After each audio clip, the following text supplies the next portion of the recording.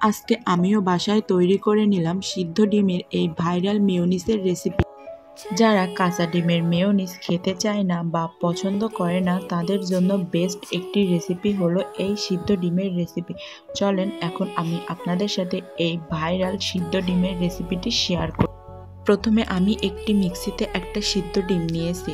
এখন এর সাথে আমি হাফ কাপের মতো চিনি দিয়ে দিব। আমি এখানে আমার স্বাদ মতো চিনি দিয়েছি, আপনারা আপনাদের স্বাদ মতো চিনি কম বেশি করে দিতে পারেন। এবার আমি এখানে বড় চামচের 1 চামচ গুঁড়া দুধ ও হাফ চামচ গোলমরিচ গুঁড়া দিয়েছি। এখন এর সাথে আমি 1 চামচ লেবুর রস দিব।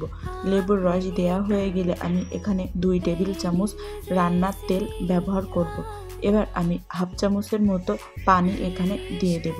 পানি দেওয়ার পর আমি সব কিছুকে 2 মিনিট ব্লেন্ড করে নেব। এখানে 2 থেকে 3 মিনিট ব্লেন্ড করলে মেয়োনিজটি তৈরি হয়ে যাবে।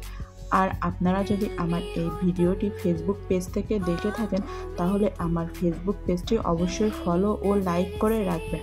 আর যদি আমার ইউটিউব চ্যানেল থেকে দেখে থাকেন তাহলে আমার ইউটিউব চ্যানেলটি অবশ্যই সাবস্ক্রাইব করে রাখবেন। ইউটিউব চ্যানেলের লিঙ্ক কমেন্ট বক্সে দেয়া আছে। আর এমন সহজ সহজ রেসিপি পাওয়ার জন্য অবশ্যই আমার সাথে থাকবেন এবং রেসিপি ভালো লাগলে আমার রেসিপিটি অবশ্যই অন্যদের দেখার সুযোগ করে দিবেন। এজন্য বেশি বেশি রেসিপিটি শেয়ার করে দিবেন। রেসিপিটি শেয়ার করার জন্য আপনাদের ধন্যবাদ। আপনারা দেখতেই পাচ্ছেন আমার মেয়োনিজটি কতটা স্মুথ এবং সিল্কি হয়েছে। সিদ্ধ ডিমের মেয়োনিজ যে এত বেশি সুন্দর হবে তা আমি তৈরি না করলে বিশ্বাসই করতাম না। আপনারা যারা কাঁচা ডিমের মেয়োনিজ একদমই খেতে পছন্দ করেন না বা কাঁচা ডিমের গন্ধর জন্য মেয়োনিজ খেতে চান না, তারা একবার হলেও বাসায় এই সিদ্ধ ডিমের মেয়োনিজটি ট্রাই করবেন অবশ্যই।